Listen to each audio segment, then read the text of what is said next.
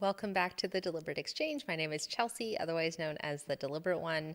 Thank you so much for being here. If you have listened before, I'm so grateful. If you are new here, welcome.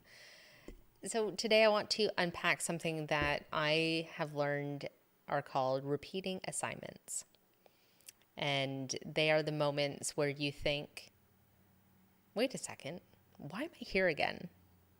Why is this still happening to me? Why does this same pattern, this same frustration, this same dynamic keep showing up in my life? It's like life keeps handing you the same test until you finally see it, until you finally integrate it, and finally shift how you show up. And if you've ever felt like that, this episode is for you. Because repeating assignments aren't punishment. They're invitations. They're actually a curriculum for your growth.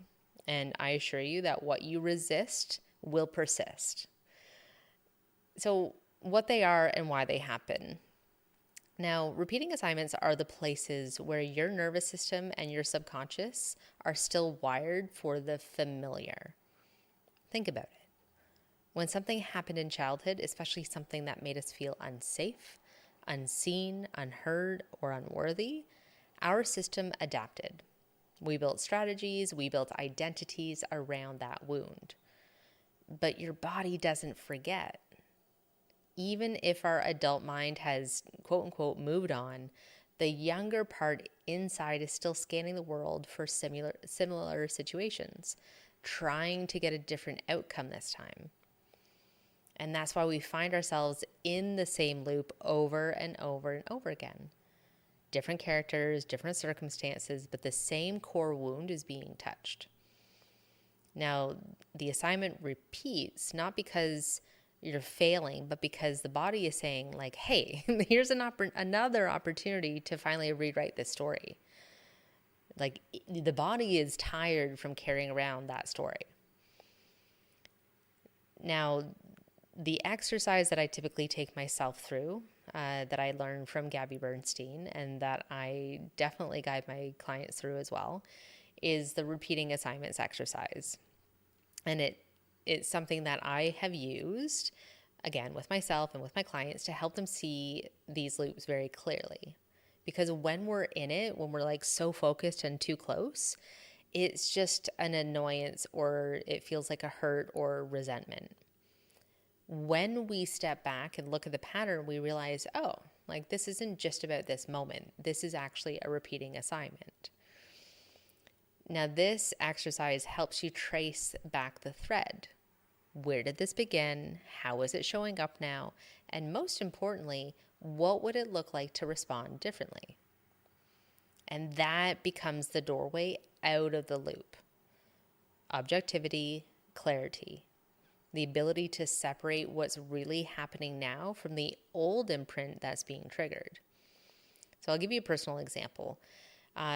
When I first launched this podcast, I was very excited about it. I poured myself into the episodes, the topics, everything. And I really, really, really wanted my partner, Kevin, to listen. And I was so frustrated that he wouldn't, right? Like, why wasn't he taking the time to listen to something that I have done? Like, I thought, like, this is my heart, my soul, my work, my calling. Like, of course he'll want to tune in, right? But he didn't. Now, this isn't a Kevin problem. This is a me problem because he supports me in so many different ways. But he wasn't tuning into these episodes. Like, he's not my ideal client. He's not the audience that I speak to. He doesn't have the same experiences that I have been through that I try and share that he would find resonant with. And I would get so annoyed, so frustrated, so resentful. Like, why? Why wasn't he listening to it? They're short, they're bite-sized. Everybody else likes it. Why isn't my partner listening to it? Like, I was so hurt by it. But of course, like, it wasn't just about the podcast. When I did this exercise, I learned that there's a younger part of me, little Chelsea, who has a history of feeling unheard and unseen and unvalidated. And that wound, that old wound, got stirred up because it made me think back to when I was younger, and so many of the conversations that we would have in my family revolved around racing. And when I was young, I didn't have anything to contribute to those conversations. And so in my mind, I feel like I was silent at dinner conversations. And in one example in particular, being 5 years old at my birthday, and we're talking about racing, and I can't contribute because I'm 5. I think that's how it goes in my head. And so then it just seemed okay, I have nothing to contribute. And I transferred that on to Kevin. If he doesn't listen, maybe I don't matter. Maybe what I'm doing isn't important. And of course, there was some imposter syndrome there too, right? I've been doing this work for 6 years, and that's still relatively new. And I feel like maybe I don't have enough to say, or I'm not getting it right. And that's maybe why he's not listening, right? You can see where I've made a story out of something that wasn't actually representative of the truth. The objective truth is Kevin loves and supports me tremendously. He knows that whatever I put out is fabulous. The truth is that he has other interests that he puts his time and energy into. And that does not mean that what I'm doing and what I put out in these podcasts or any of the other work that I do isn't good. And that's what repeating assignments do. When you take the opportunity to look at them, but they pull up the old imprint and they play it out in the present. Now, I was able to see this pattern because, again, Kevin isn't my target audience. His not listening doesn't mean he doesn't support me. But my system was collapsing past and present together. Seeing it as an assignment gave me the objectivity to step back, to stop outsourcing my validation, and to start holding that need for myself. I was able to reparent that little Chelsea and say no, you are here. I do see you. What you have to say is valid. What you have to say is important. What you're doing is so good. And that validation, when it comes from inside, I can't tell you how impactful that is. And I don't carry that resentment towards Kevin. That is gone. That is not a part of our story, our relationship, or any problems that develop. It's just not it, because it wasn't about Kevin. It was about little Chelsea feeling scared, like she wasn't being heard.